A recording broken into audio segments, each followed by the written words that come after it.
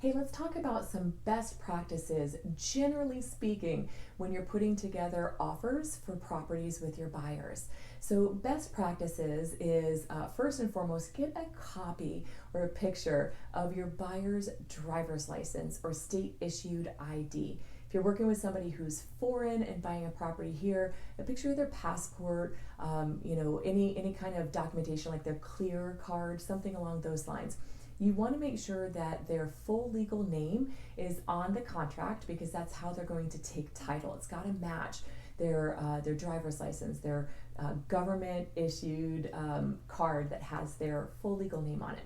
So best practices, get a copy of that and make sure that that's what you're putting on the offer when you're making the offer.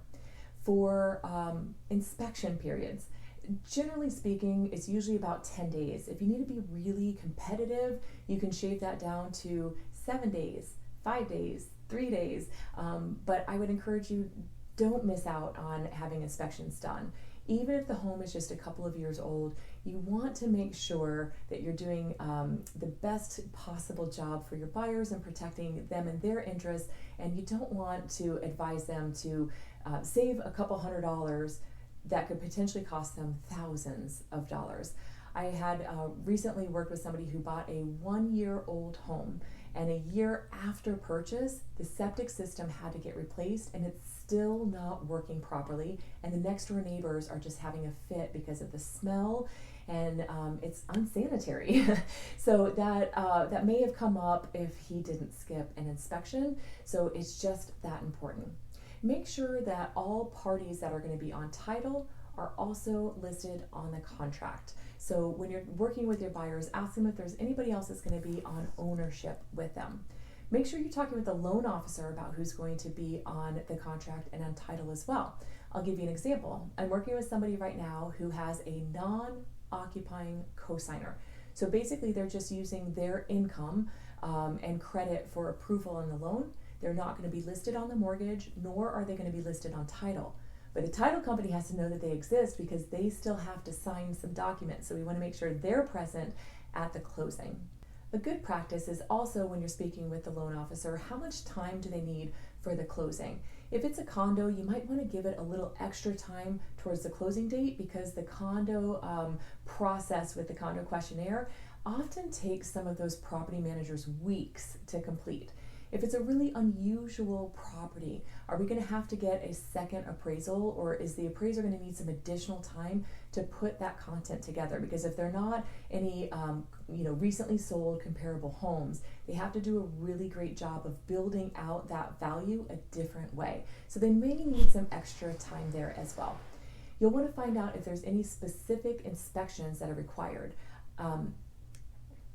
For instance, if you're working with a veteran, you now know that they have to have a WDO inspection.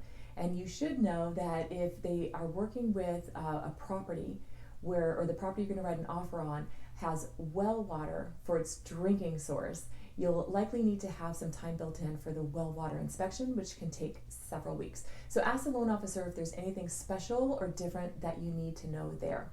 Also find out, do your buyers need to have a seller paid closing costs?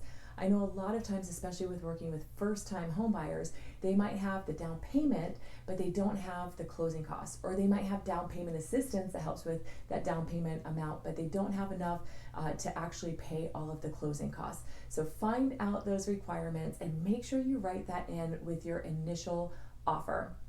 It's also important to know your loan type. If you wind up making an offer and it says conventional, only to find out, oops, your buyers are actually an FHA buyer, that could feel like a bait and switch to the sellers and actually take away some negotiation powers from you.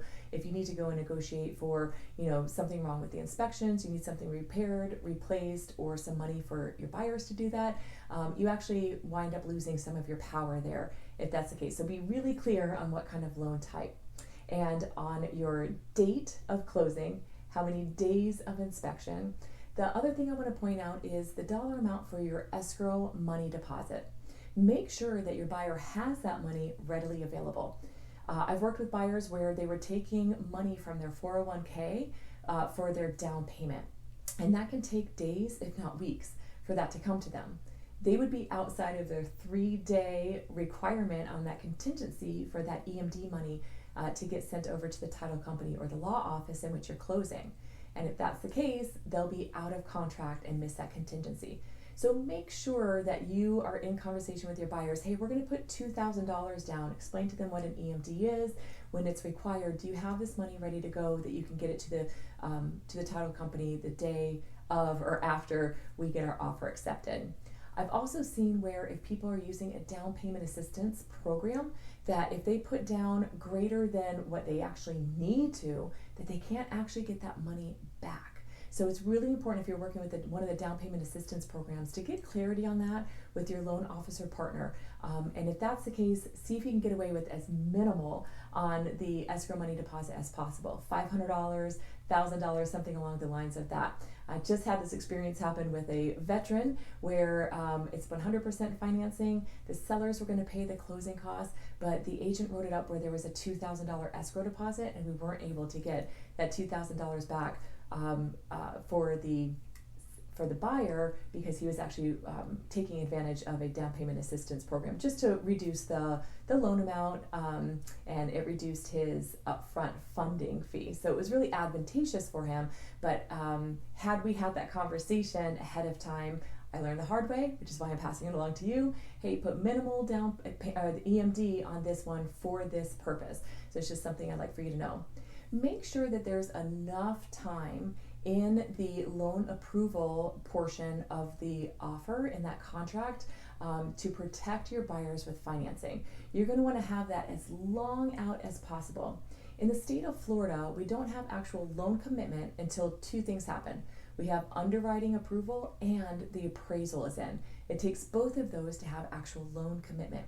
So if you're putting in an amount of days for that loan commitment, make sure it's far out enough that we have both of those covered, and you should have enough time built in that all conditions should be able to be fulfilled by your buyers, so that way there's no 11th hour hiccups and potentially risk them losing their escrow money deposits because that date wasn't out far enough for the loan process to take its natural process in the timeline.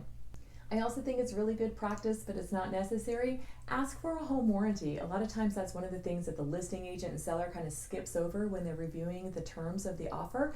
If you can get your buyer a full year home warranty paid for by the seller, I say kudos to you. That's a good way to put it into the offer, and sometimes they just kind of skip over that part, and it's part of the process. It's now accepted, and you've done something really great for your buyers. One other thing that comes up quite often is, should I have an appraisal contingency listed? If your buyers are not able to bring any additional funds in addition to what they have for their down payment and their closing costs, because the appraisal came in lower and they have to fill that gap, because the loan to value on loans are based off of the contract price or the appraisal value, whichever is less.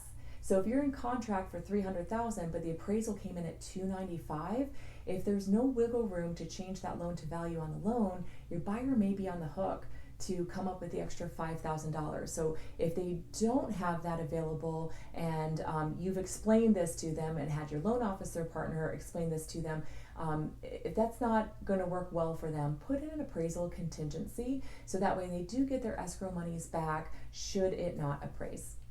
Okay, that's all I've got for some best practices in this video. I thank you so much for watching, and I'll see you in the next one.